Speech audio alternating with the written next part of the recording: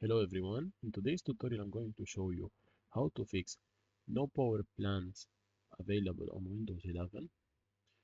So first you're gonna head up to your search bar and type CMD.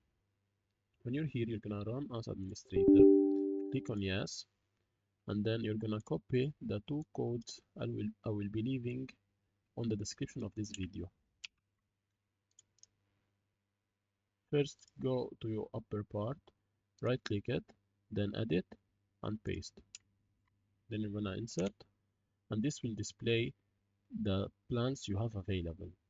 This should say balanced only.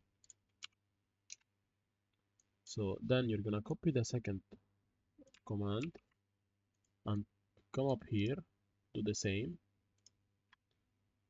and insert. This should fix your problem. Then when you search your power plan, turn back, and here it is.